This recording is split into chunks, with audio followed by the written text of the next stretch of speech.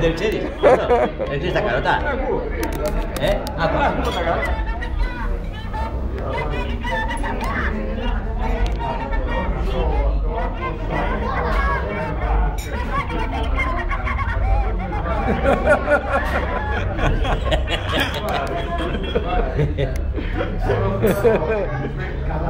Τι άλλο έχετε κύριε Θανάση?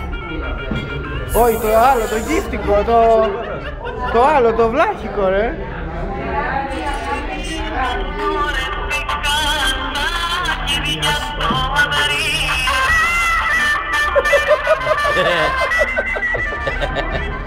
Μαλάκα δεν πήγω καλά. Αυτό που να με τρελάει. Τριζόνια.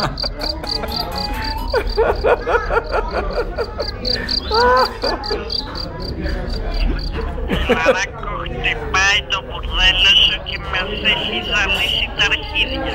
Σήκωσε το γαμημένο. Είμαστε για να πάσα.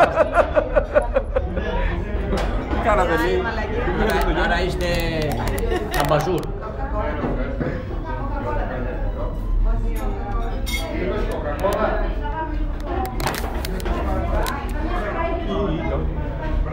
Μαλακισμό.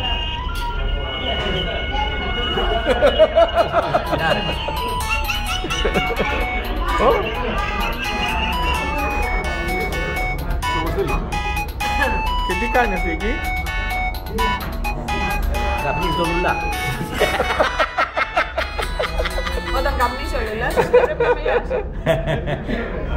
Ποιο πάμε καλά. Δεν το έδειξες εσύ ρετάς αυτό? Όχι,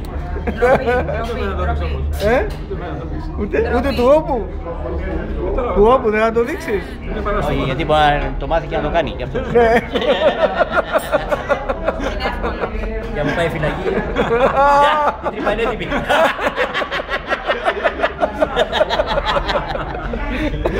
Αυτό ισχύει για το παράδεισο, έτσι. Εντάξει, βάλτε μέσα τα κινητά σας τώρα, τελείωσε.